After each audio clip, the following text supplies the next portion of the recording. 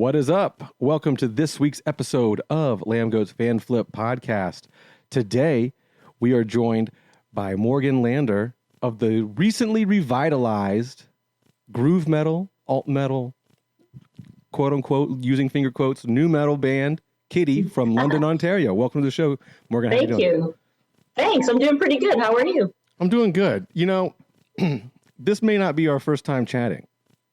Oh, no? Oh, well, I mean, tell me more. This is our first time chatting under this moniker of Lambgoat, for sure, 100 million %. But if you can think back probably 20-ish years to the House of Blues Orlando, I interviewed you on your bus. I was like 16, 17 years old. You were probably not much different in age at that time either. You might be a little older than I am, but I'm 40 this year, so.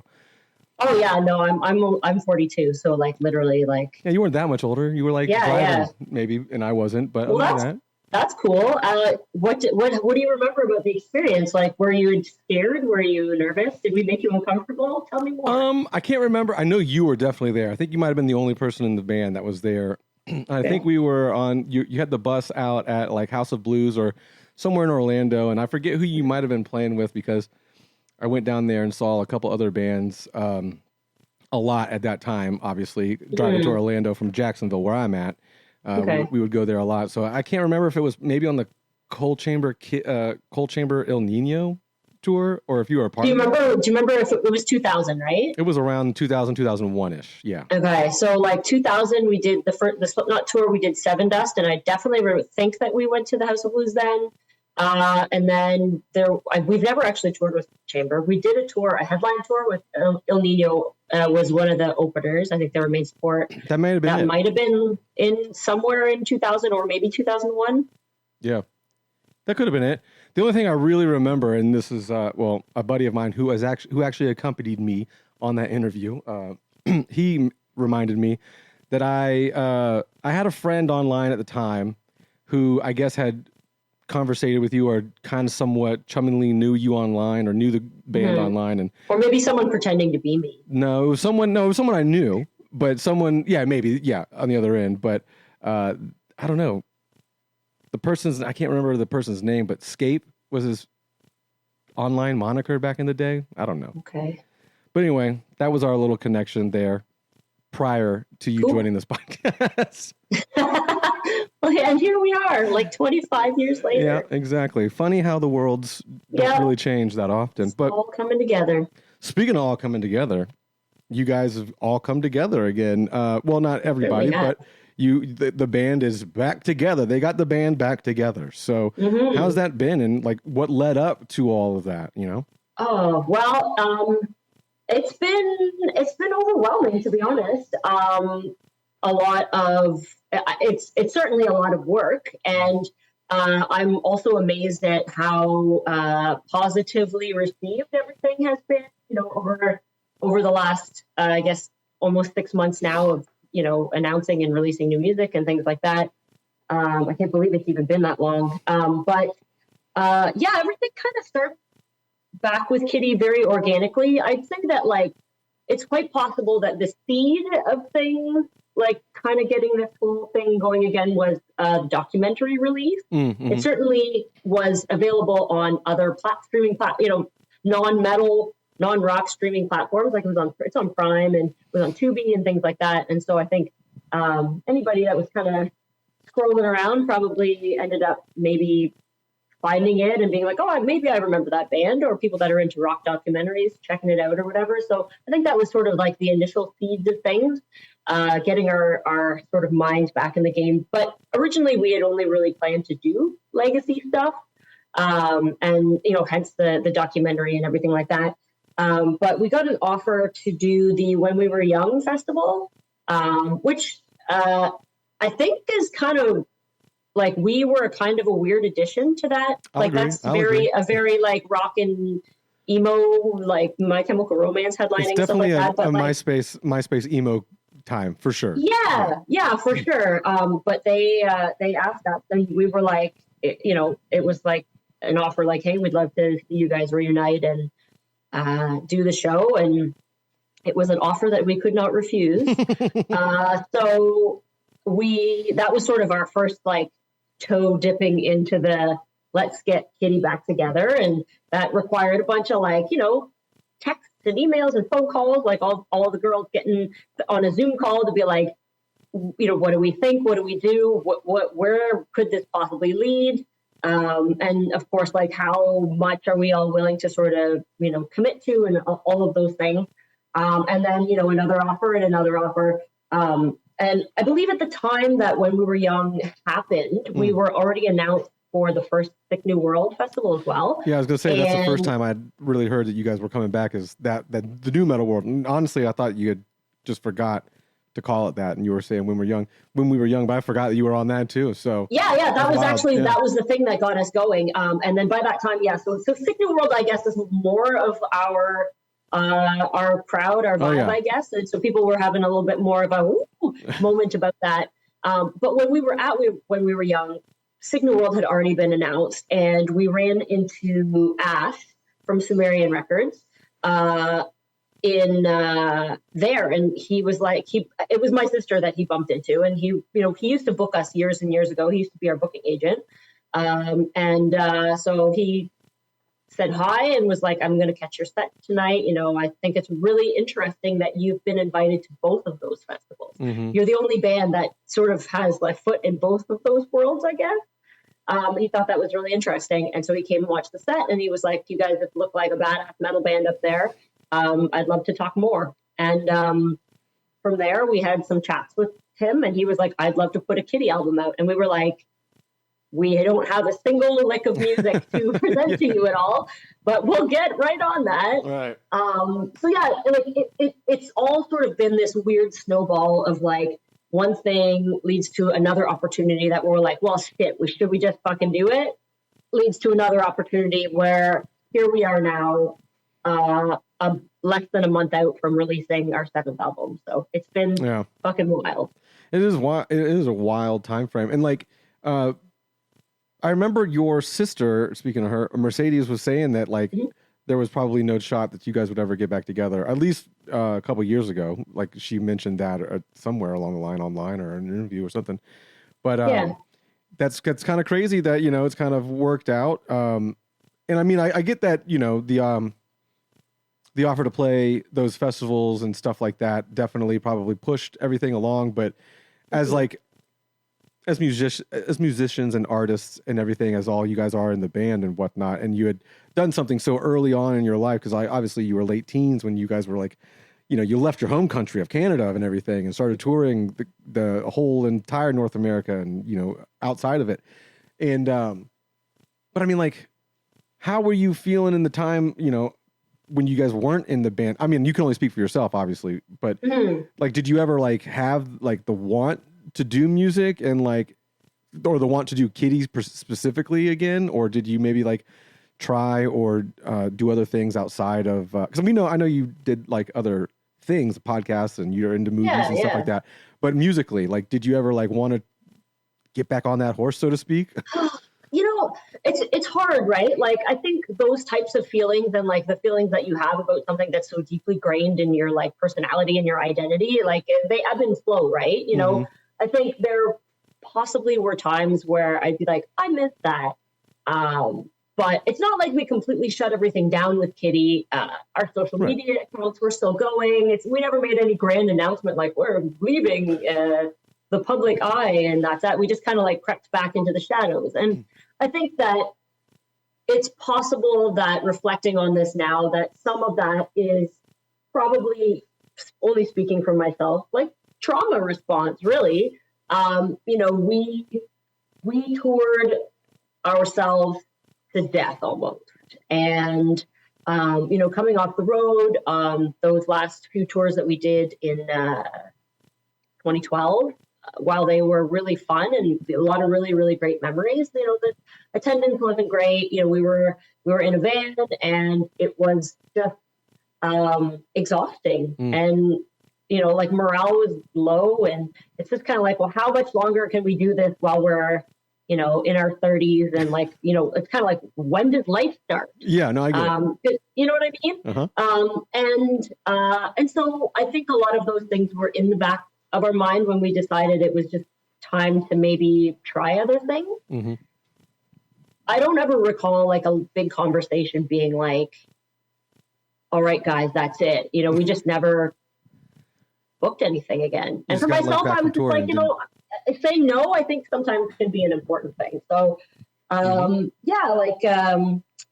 we definitely, it was a really weird time. And of course, there are points in time where you might miss some of that and miss like performing and things like that. But you know, we also could get those from other projects that we were all doing, right. and we all definitely didn't stop with music and with just doing fun projects and things like that. It's just Kittie, I think, needed time to rest. And maybe for like the world to catch up a little bit too. I don't know. Like, you know, we were doing things, you know, in the late 90s and early 2000s at such a young age when maybe, I don't know, maybe the world just quite didn't quite understand or wasn't quite ready or whatever. And now we all grown up now. So yeah, it's true. People get it. Yeah, no, I have to somewhat agree with you on like the world catching up or people not getting it 100,000,000% because and I think some things were laid against you guys without you even knowing it at the time. And now us 20 years looking back can be like, oh, well, yeah, they kind of came up at the end of like the music video era, TRL and all this other stuff. So they didn't really like get to like cement themselves years prior to that, or, you know, and the new metal, great for better or worse, you know, you guys were on like Ozfests and stuff like that. So for better or worse, you lumped into that giant genre of music. And then that's honestly how I found you, you know, going through new metal bands and being in that new metal, you know, online community back in the early 2000s, late 90s. But I think with the cycle of it just becoming popular again in general, whereas bands like Linkin Park and Disturbed and Five Finger Death Punch and stuff like that, Slipknot, of course, kind of were big enough at the time when everything kind of fell apart that they could, I don't want to say transition into like rock radio, but they kind of did. And they've also helped push kind of like that new metal vibe, or at least get people more into new metal for the last 20 years than were when we were younger. And, you know, I think that's why we see the big resurgence and influence from new metal in these days, because, you know, 20-year-old band people now grew up listening to Slipknot before they were born, and KITTIE before they were born, and all these other kind of influential metal and hardcore and new metal records. And so now we've got like this hodgepodge of just like weird, funky, heavy music that incorporates so much different shit. Yeah, like it's weird. It never really went away. It just kind of like there was a point in time towards like the end of new metal, like the, you know, big new metal thing going on, that like it just was like there was lots of labels were signing bands that like just looked ridiculous and sounded ridiculous, and it was just like a big parody of itself. And it was like, you know, a lot of bands like those bands that you mentioned started to kind of step away from that, and we did as well. But I think we did it in kind of like not so subtle way, like, you know, like a lot of those bands. I mean, I would leave Slipknot out of that because to me, yes, they did a lot of the more hard rock radio thing, but they've always included a lot of extreme stuff kind of. Oh no, for sure, yeah. But they do like one or two songs an album that can definitely do radio. Exactly, exactly. But like for us, we put out like an album that was like Oracle is like, it's like completely the antithesis of that. And I mean, it was intentional. Agreed. We were like, you know, everyone like, stop focusing on that we're women and we're young, you know, and people that think that we didn't write our own songs, we're just going to make the like grossest, heaviest metal album that we could at the time. And it probably made people mad. But yeah, like new metal, it's weird. It never really, really went away. You know, it just kind of like evolved into like those bands, like, you know, Five Finger Death Punch and Disturbed and that kind of thing. But now, like when you listen to the radio, that's like, that vibe is all it is, right? Everybody's got that thing going on. And I find it really interesting that all those little hints of things are still in a lot of stuff. Yeah, my favorite meme currently is because, Limp Bizkit's huge, and I'm a big Limp Bizkit fan. That's what I grew up on, being from Jacksonville, and they're from Jacksonville, and I was around that time. But, you know, it's the meme where the astronaut is looking at the Earth and the other astronaut has a gun behind its head, and the astronaut's asking, it's Limp Bizkit, and the guy with the gun behind him is like, it's always been Limp Bizkit. So that's kind of like how I feel with nu metal. It's like we all kind of like reverted into these little weird like sects of like people that still like listen to, like, I still listen to American Head Charge on a weekly basis, Apex Theory on a weekly basis, Limp Bizkit, like I just said, that's just part of I enjoy those albums. I've enjoyed them for 20 plus years at this point. So, it's just one of those weird things where like, I think it became cool. And again, the cycle, kids found break stuff and Nookie and all that stuff when they were 10 and now they're 20 and now they're, Limp Bizkit's back and it's the biggest thing of all time, or not, the sound, like nu metal's back and it's becoming like even bigger than, I don't want to say it was prior, because like for those 4 or 5 years without the internet being super popular, it was wildly big, Yeah, totally. Yeah, it is. It's coming back. It's weird. It's got, a lot of newer bands and a lot of the old stuff. Yeah, I think a lot of that is as well, just like people that were in the midst of it back in the early 2000s and late 90s, like they grew up and had kids and that's what they were playing. And then those kids are now listening, that's how they're finding, that's their nostalgia. You know what I mean? That's their classic rock or whatever. That's weird when you say it like that, but it is definitely that. Yeah, no, it totally is. And like, even with KITTIE, like I've certainly noticed that like a lot of young people are like, oh, well, my mom saw you this, during this tour back in the day and listened to your first album and loved it. And that's how I, discovered you. And you're like our family's band, that kind of thing. And obviously too, the way that people like consume music is a little different now too. Like, but you were talking about back in the day when, the internet wasn't quite, the internet was just angry, mean people on message board. What do you mean? What do you mean? Yeah. Oh shit. But yeah, now like it's like Spotify and streaming. It does have its positives as well as negatives, mainly the payout stuff.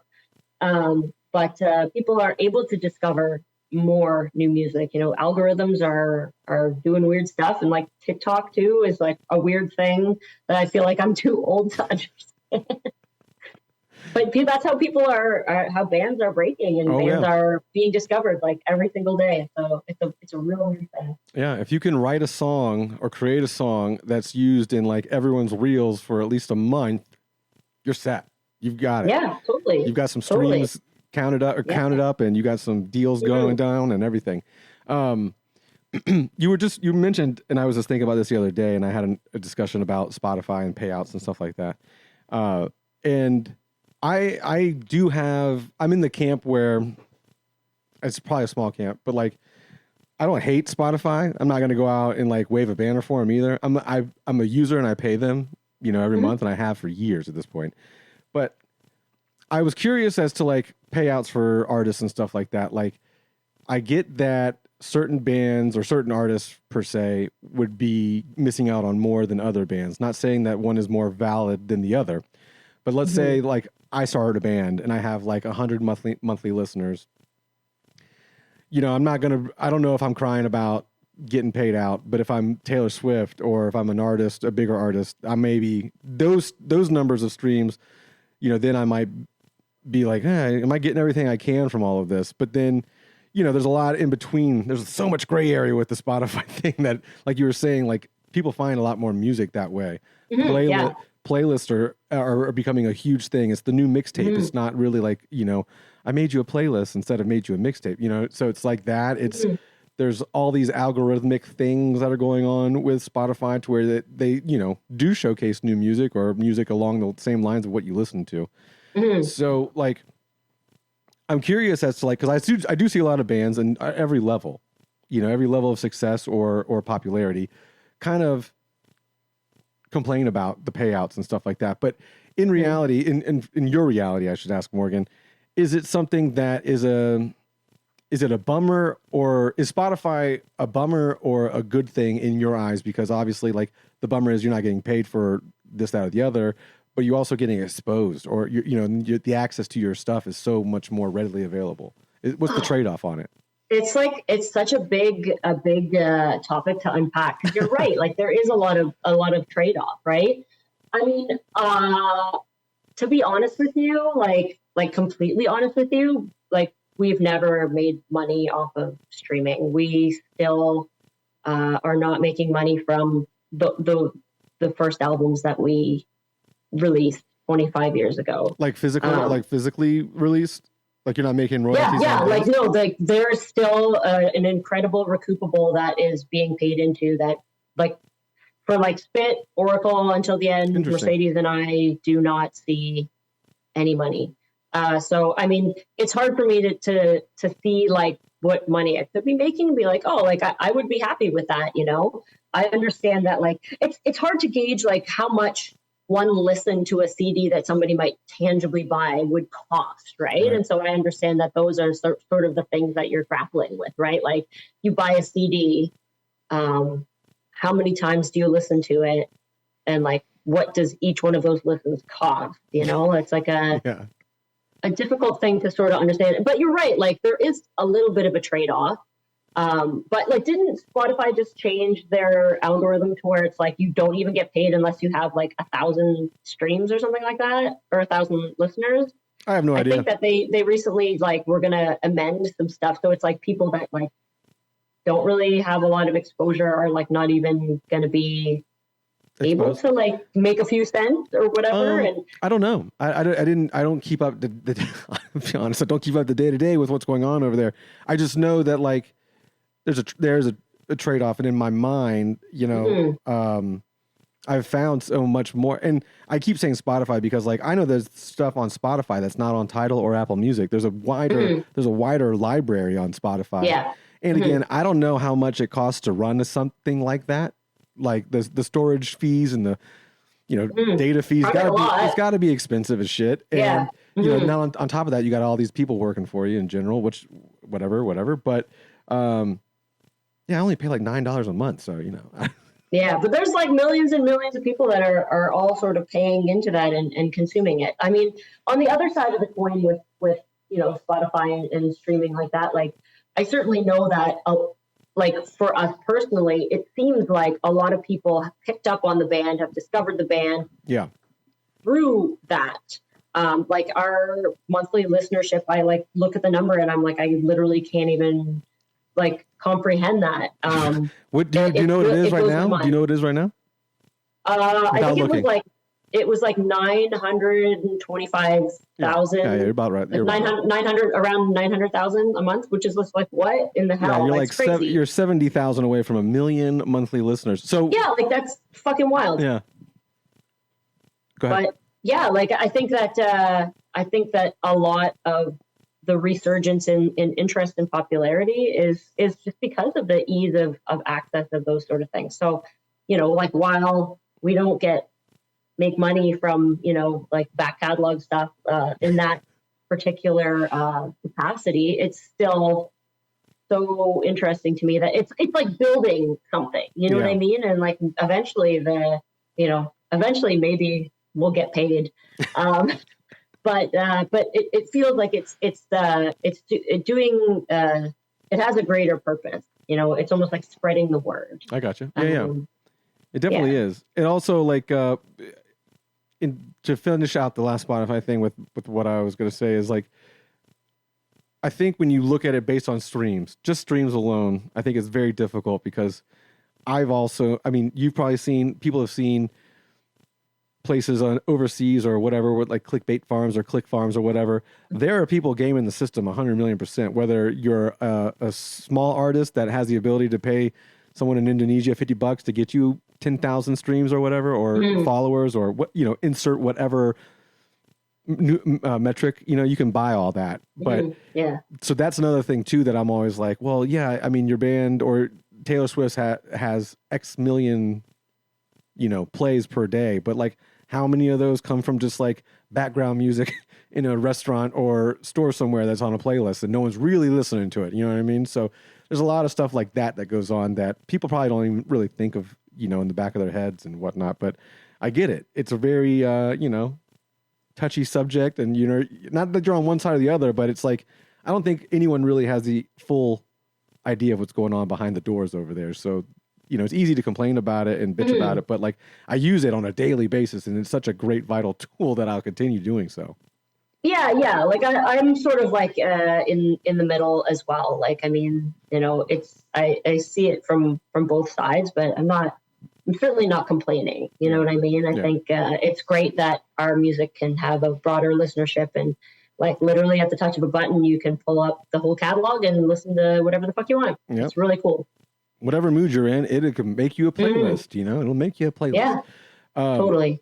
So I want to circle back to the earlier albums, because that was interesting that you had, you guys still are paying back the recoup on that. So, and that was with Artemis. Is that with all albums you're still currently like that, or is it just maybe that first deal, or, I don't know how you guys are doing your finances or your business behind the closed doors, and if you want to discuss that, that's cool. But if not, well, I mean, I would be cautious with what I say, but I believe that, so the contract that we signed back in 1999, it was written before the language for streaming even existed. Yeah, okay. And so a lot of things come into question then about the decisions that are made about how percentages and how a band is paid out and whatnot, that a label who purchases masters, because like Artemis Records doesn't exist anymore. All of those people have moved on. I believe everything sort of went up for estate or like an auction, when they went out of business, and other people ended up buying it. It changed hands. Do you know who owns it now by chance? Do you know who owns the rights or masters to that?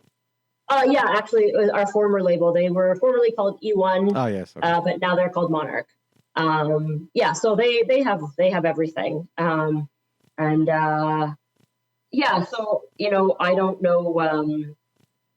Yeah, like it just calls into question, some of the decisions that, get made when there's no language for streaming in a contract. It's like, well, do you just make up numbers, or like, what is it, right? Yeah, there's still an incredible amount of money that is to be paid back, unfortunately. There. Interesting. Is it just with the Artemis deal, or did you kind of got, Just with them. Okay. Yeah, we have one album that is kind of just like, I don't even know, floating in the ether, for Yesterday. X of Infamy, yes. Yeah, whatever. That I just really don't know. That's a tough one. And then the other two, In the Black and I Failed You, were with E1, now Monarch. So we signed to them. But like everything, like I've never got a royalty check for any of that stuff ever. Obviously things with Sumerian are a little too early and too new for that, but things seem fair there, so we'll see. Hey, at least you learned 20 years ago, you know what I mean? So yeah, I mean, it's not like the deal was bad. Like back when CDs were the only thing that people were consuming, it was like that was the rate that you were given. But like, however much a label decides to pay an artist when the language for a technology that didn't exist back then, like then just make up any number they want. Not only that, it probably was somewhat detrimental too in general that CDs slowly after 2000, they slowly started to fade out because you had iPods start popping up, MP3 players, Napster, all this other stuff. So, and again, that actually ties back into you had stuff pitted against you without even knowing what you were going up against at the time, because the times were a changing, They sure were. And, it's interesting.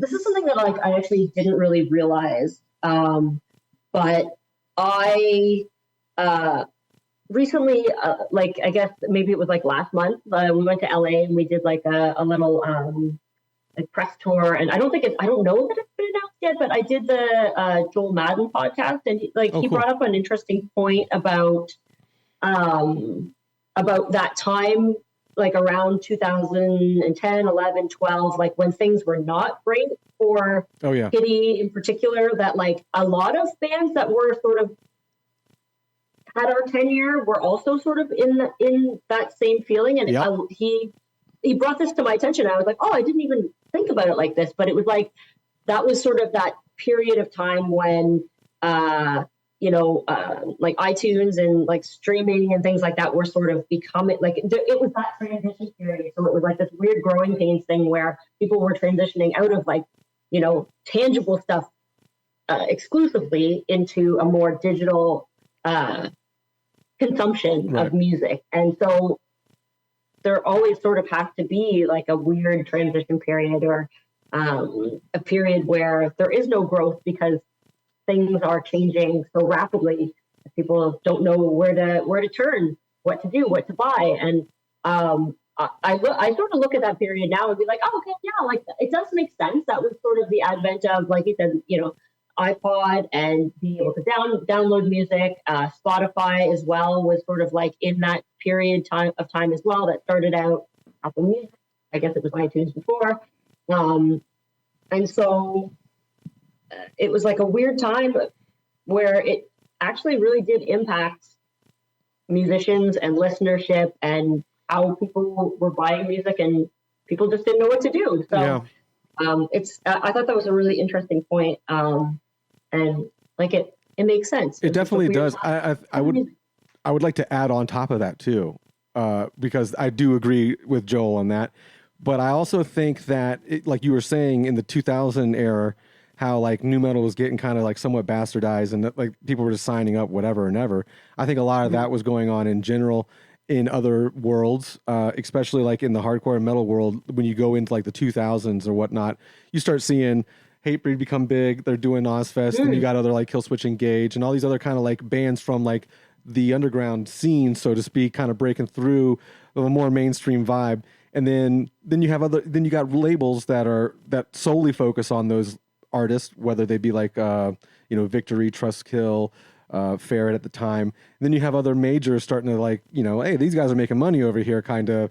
Let's see if we can get the next big thing. And then you have majors going after stuff like that. And this is a little controversial, I'm sure, but I would assume, but I think there's a good chunk of time between the late 2000s, early 2000s that a lot of bad music was just being made, and a lot of bad stuff was being put out as far as like saturation, and a lot of like striking while the iron's hot on this new wave of Warped Tour and underground kind of like hardcore, metalcore, emo-core, hot topic vibes, and it just kind of like, again, ruined a lot of things, because there was a lull, and you say it was like in your realm. I know for sure there was a lull in the hardcore metal world around the same time, and then you have like social media in their mid-aughts, late-aughts, early 2020s, kind of really picking that shit back up. And now like hardcore is insanely huge because it's like some wild, violent scene that you see on TikTok every other day or on Instagram every other day. So kids are getting introduced to it in much grander and quicker fashion. So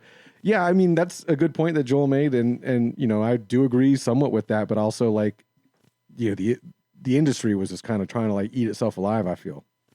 Yeah.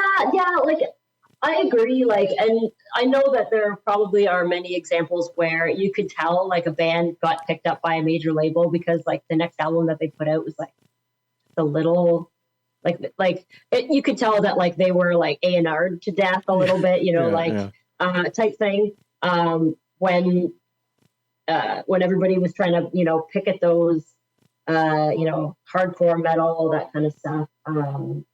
So yeah, it's interesting how that has sort of also impacted things as well. And I don't know, hard to say if it's like was bad music, but like if you were a fan and you were coming from like, right, listening to an underground or, like smaller label band or whatever, and then hearing their next album and it's like, what is that?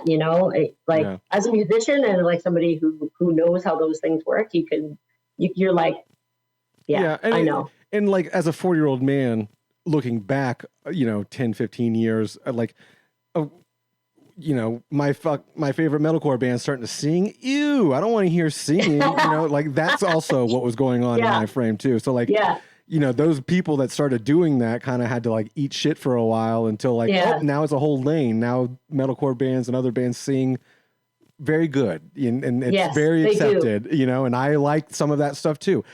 I grew as a person and an adult as well. So, it's a curve, like we said, everyone's got a curve.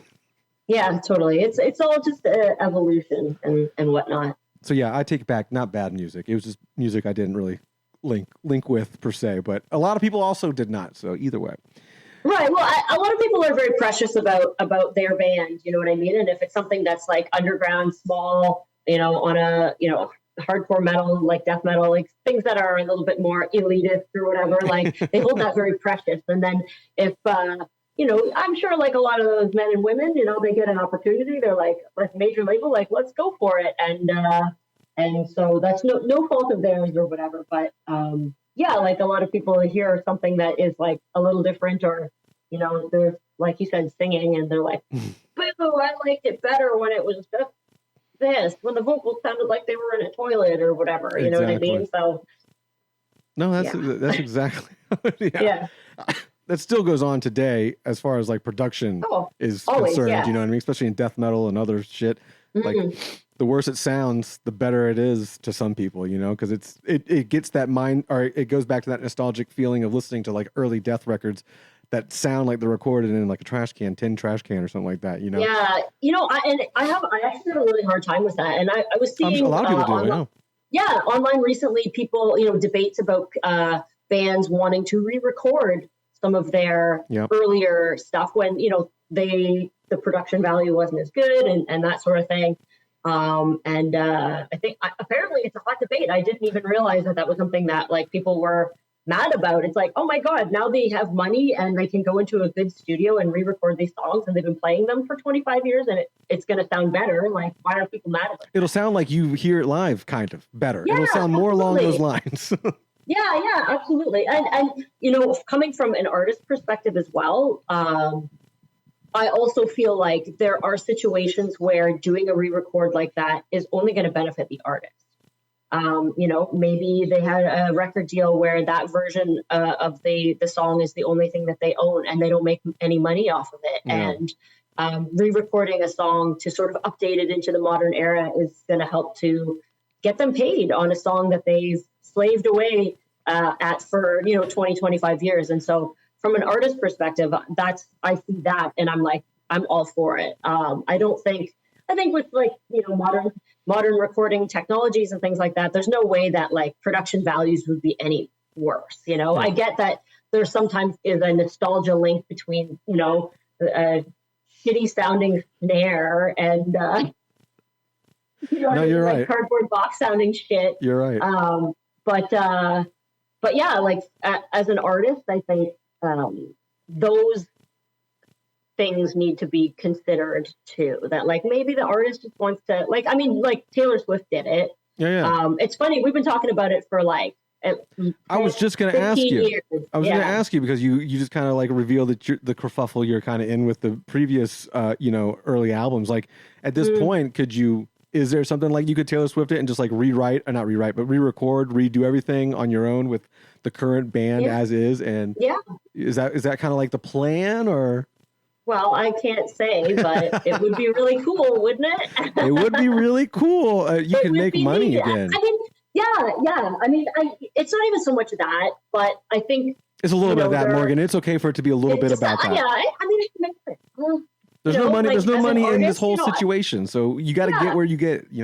Totally. You don't want to give away everything for free, but I think there's also an element of like when a band, like using ourselves as an example, like when we wrote and recorded those songs, we were literally like 15 years old. We were very novice in our experience, in our instruments, and fast forward like 25 years later, playing those songs, the songs from our first album sound really different live. And, it sometimes having an updated version of things is really, it could be really interesting and an interesting demonstration in how a song can evolve over time when you're playing it thousands of times. Yeah.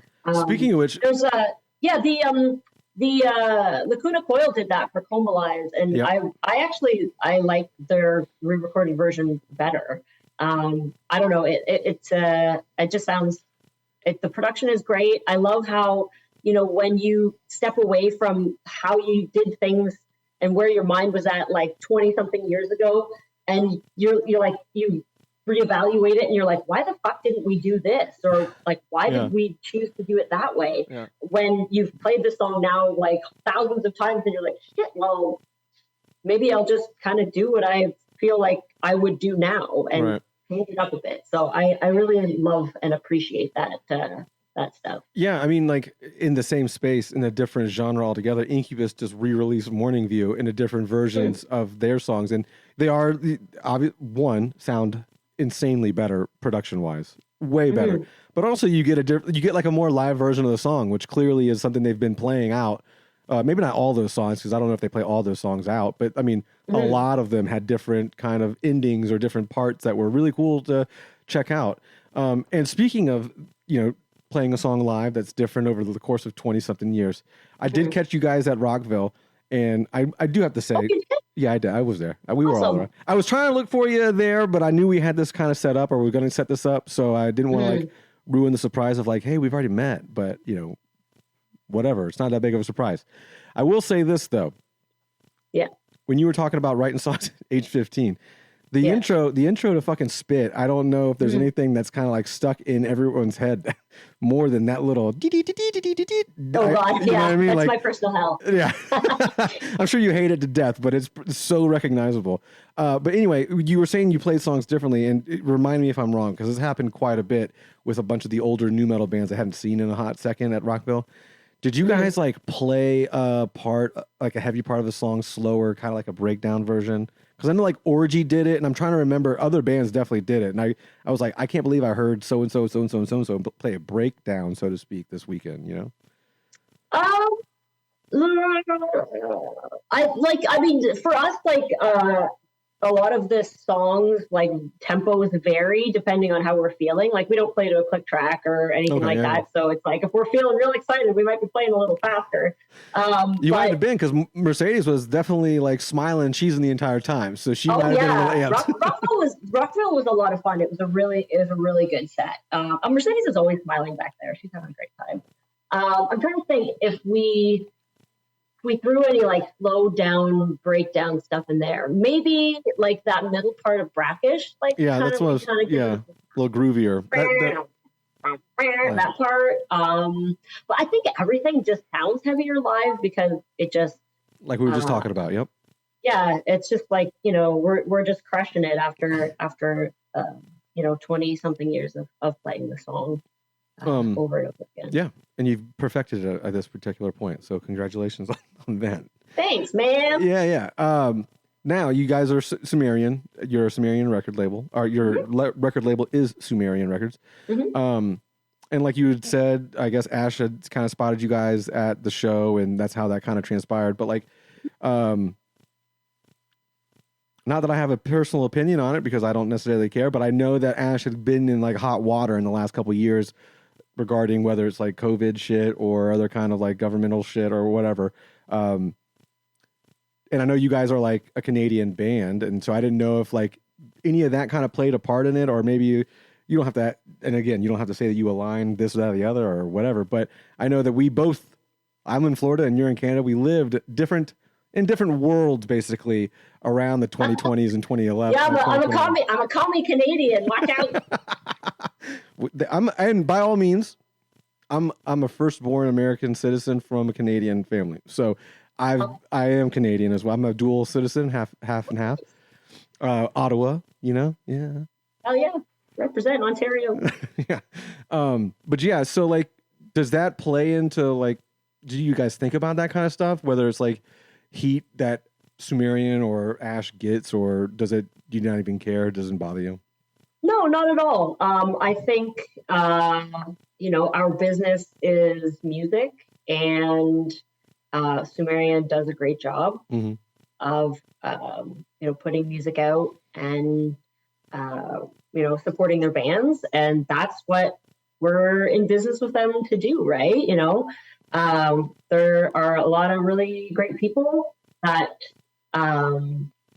work there and that support the band, and we definitely don't like talk about politics or anything like that. Yeah, why would you? And I think to each their own. I think there's everybody is entitled to live their life the way that they choose, and Yeah, just peace and love, man. Yeah, man, I get it. By all means, I definitely get it, and I wish people could separate a lot more things like that, because obviously, like, even what they just announced the Summer Slaughter tour, and of course everyone's jumping on Ash or Sumerian for one reason or another, Yeah, and like, but I mean, like everybody online these days, they need a soapbox, right? Like course. they're like, I'm not happy with the lineup. I'm gonna make a comment about it and feel seen and heard. And it's like, I get that, but like that's who cares? It's not your, you know what I mean? It's like everybody online now has their own voice, and like they use it how they please, and it's sometimes it's not. No, yeah, sometimes it's this or that, but I can't wait till as a society we get past the whole like everyone needing to say something, because there's 8 billion people plus 8+ billion people in the world. I don't have time to hear everyone say anything, so like I don't necessarily care. I got like I'm so singularly focused on like what moves my needle. Like I don't necessarily care. Yeah, I agree, and I think more people need to be on that wavelength. COVID was a time. Everything is a time. It's all. And you know what? Today, right now, is the best time to be alive in the history of humans. So yeah. Either way, you can. It sucks, but it's also, guess what? The best. We're not. Yeah, I mean, now is the only time that we have, right? Like, so let's just fucking like we're living. Let's do it. Let's be happy. Let's go outside and like look at some trees and shit. I have AC. Enjoy life, tangible life. You know, I've got air conditioning. 70 years ago, where I lived, now we didn't have air conditioning. You know what I'm saying? Mm-hmm. So like, it would suck. It would be a horrible time. Yeah, absolutely. That would be awful. Imagine having to get ice shipped in from like the Arctic. Yeah, that's great. That's the thing that used to happen. They used to definitely happened. Blocks of ice. I would think about I this is a tangent, obviously, but I like went down a rabbit hole about that, because like you would only see that stuff in like old timey videos or photos where like they're dragging huge chunks of like ice, and this is before electricity. They have like the little pitchfork thing that they're clawing all the ice, and I'm like, how do they even make that ice? Like, how are they cooling it down so much without electricity to freeze it in a block? And I'm like, oh, they're cutting it from. They're literally cutting it from a place that's frozen. It was a lot of work. And now we can bitch about. And like, could you imagine like all that for just like a cold drink? But like, what if there's like a fish head in your or something? Eyeball? You know what I mean? Like the ice melts and you got a little phlegm in there. Yeah, you got like fucking plankton or something in there. That's why they were. That's why they survived a lot more stuff. They were just ingesting bad things at such a higher rate than we are. Yeah, totally. Everybody's eating dirt and weird stuff. And that's true. I think that's probably why they were dying a lot more. Well, yeah, you got to like get through. You got to get through the weak first, and then the strong kind of survive. Yeah. Well, I guess everybody that's on Earth is a product of the strongest of all of our ancestors. So we're definitely here. So before we kind of cut out of here, I want to kind of touch base on what kind of you've been doing the last 10-ish years or so outside of the band and whatnot. I know you're a big movie buff, and I know you've done some kind of like social media, podcasting, YouTube stuff. So kind of like, and are you still doing all that? Like, are you still kind of with the podcast? No. So we, the girls and I, we all live in different cities now, and Megan lives like across the country now, and we considered the idea of doing things remotely, but I don't know if you've ever listened to Witchfinger, but it's a wild ass time. And the biggest part of like our chemistry and our vibe is like being in a room together. And so I think everybody needs to live their life and pursue their own interests. And so when everybody moved away, it was kind of like, well, we can't really get together to do it. But man, was it fun while it lasted. The fucking epic hangovers I had after an episode. Oh my God. We used to just drink and eat cheese until we couldn't anymore. And like that was also part of our whole MO with Witchfinger. We would drink and talk about the movies that we loved, and it was very 80s and early 90s focused. Horror stuff, and sometimes some bad sci-fi and things like that. We did some video podcasting as well. But we don't do it anymore, but we've got, I think there's 50 episodes, 50 episodes that you can listen to still at witchfinger.com. I'd love to do a special or some kind of special episode, because it was a lot of fun, and those girls are two of my closest friends, and we had a fucking blast doing that. But yeah, I still do love a good bad movie, and still collect VHS now and then when I can. I have really expensive taste these days, unfortunately. Well, yeah, because you've been collecting for so long, all that's left is the expensive shit, I'm assuming. Yeah. Like, it was fun when you could go to Goodwill and buy like a $3 tape that was like pretty common. But that's how you get got. Because I'm in the same room. I'm in the same vein with like CDs. So all the CDs, like, you could go and like yeah. But then all the more rare CDs, I'm like, do I want to pay $25 for a CD that I bought? I may not even listen to that much ever again, But yeah.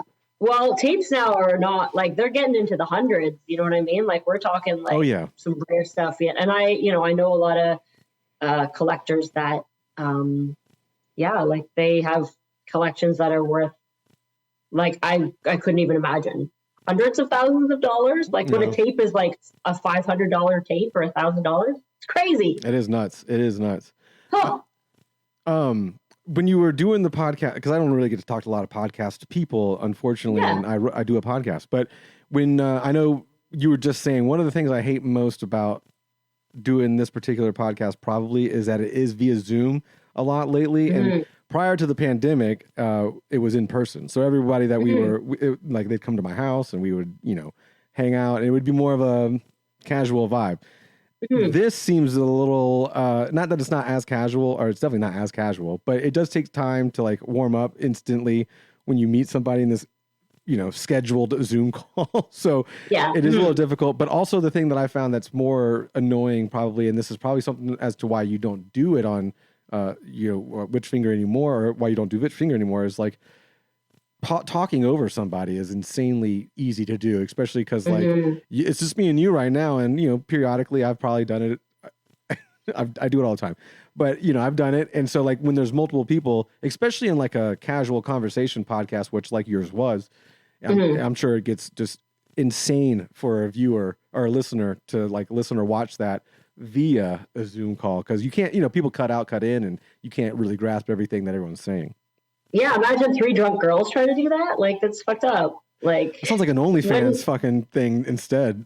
Yeah. I mean, like, the truth is that I'm pretty sure we were still doing that even when we were in person. Nice. Oh, but that was the alcohol. Oh, good times. But everyone can, like, you can hear everybody if you're in the same mic or in the same room or something like that. It's different. Whereas like the Zoom will be like, oh, this person's talking, let's just single that out, or this person's talking, let's single that out. So it's a frustrating thing. But do you plan on doing anything along those lines again? I know those girls are gone and Witchfinger is kind of on hold and whatnot, but did you like podcasting? Did you like doing that kind of thing?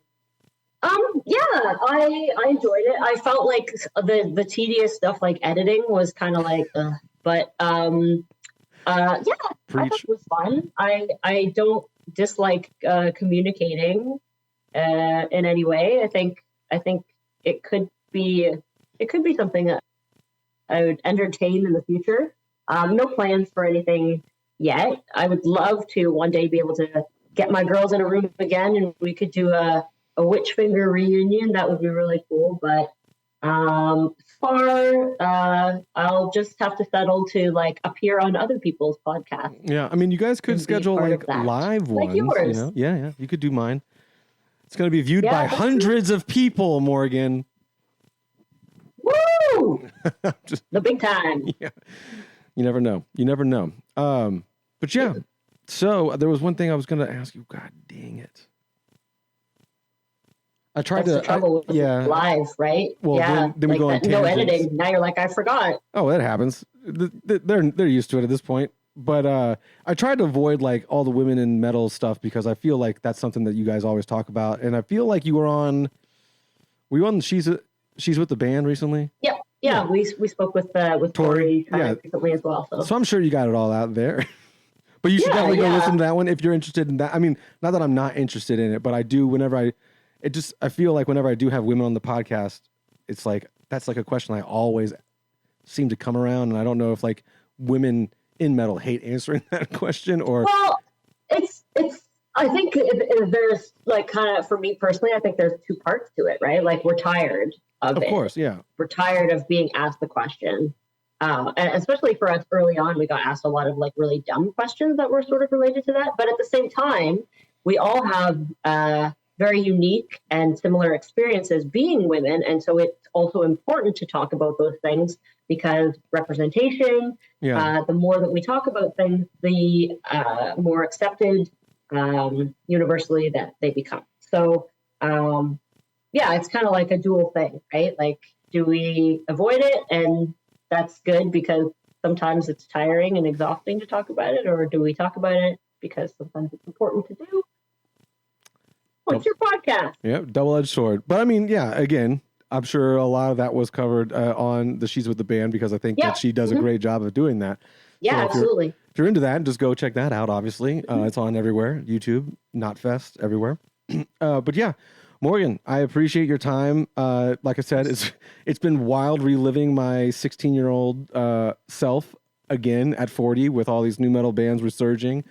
Speaking with you on an interview, obviously, we've done that before, but no one knows because it didn't go anywhere or do anything. So there's that. You forgot. I only remember because I was on the tour bus and I was a 16-year-old kid, like, holy shit, you know? So that was a cool part. But I appreciate it. And I know tomorrow you're dropping a new track, I would assume. This doesn't come out for another week or two. So, but yeah, you'll have something dropping tomorrow. And then the new album is Fire, and that's going to be June 21st through Sumerian. And I do have to say, we didn't touch base that much on it, but the newer stuff is definitely a lot more heavy and metal, metally.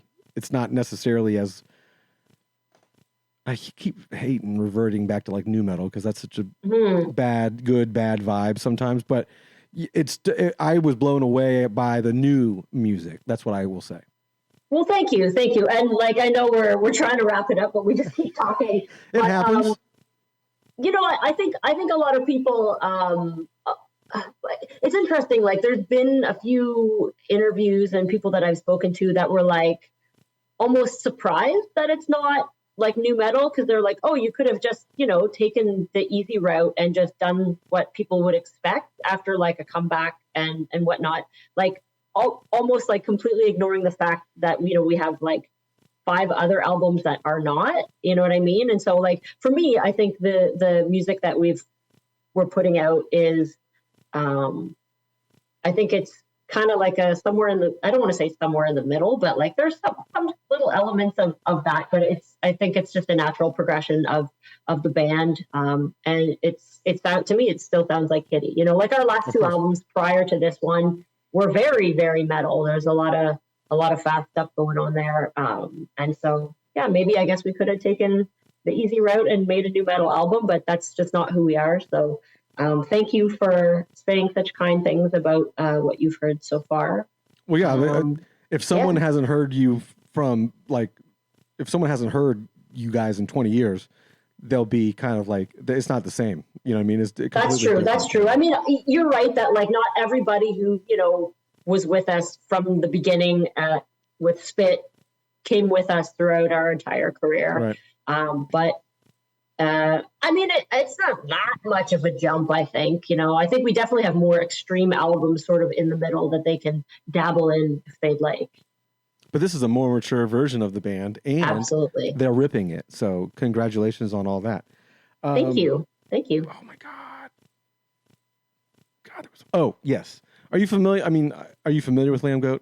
Like, yeah, of course. You don't have to lie, but if you don't go to it, you don't go to it. But do you? No, I mean, I haven't gone to it in a long time because, like, I try to stay away from like the. But like, the blabbermouths and the PRPs and the Lambgoats of the world. I know. Do you? There is a running joke, and I don't know if you know about it on Lambgoat, but it's on like whether it's the comments or the forum, but it's been going for quite some time. Is it the one where it's like I would drive this many miles to see a band, blah blah blah blah. If you played like if Kittie and Day to Remember. Yeah, if Kittie and the Scars of Tomorrow Yeah, it's usually that was one like a long time for sure, for sure. It's usually the most recent one now, especially in the forum, is like if Kitty and Data Remember played together. That's a running one for the last couple of years for sure. But I was just curious as to if you were, if you knew about that, and clearly you knew. Something you know what? about It's funny. I knew. I mean, obviously, I knew this interview was coming up, but I was thinking about that today. That if it came up, that we would talk about that, because I was thinking about exactly that. And yes, I did know if Kitty and blah blah blah played 200 miles away, I would go or whatever. Well, we gotta get a Data Remember and some other bands on the horn to kind of get you in the loop on the next tour package or something like that. Hell yeah, Morgan, it was been great. I can't believe I got to sit down again with my first circus magazine / metal girl crush that I had when I was a teenager. That I'm sure you get that a lot. You were like one of the better looking metal younger chicks out there. Plus you were in the same age group. So, it is what it is. But thank you for your time. And the new record, June 21st, Fire through Sumerian. You got a new song coming out in the next couple of something or another's whenever you hear this podcast. It'll already be out. So go check that out. And then, if you haven't checked out any other stuff between 2003 to 2012, go ahead and do that. Get caught up. And you're going to be playing some shows in the next couple of months. Keep a we got your social media stuff in the links and below, or in the description. So definitely follow them, check them out, go see them in a show. I just saw them at Rockville, and it was crazy, even though it was 100 million freaking degrees outside. It was very warm. Yeah. Yes, it's a great time. Morgan, thank you once again. Best of luck, and hopefully we'll see you in the near future again. Of course. Thank you so much for having me.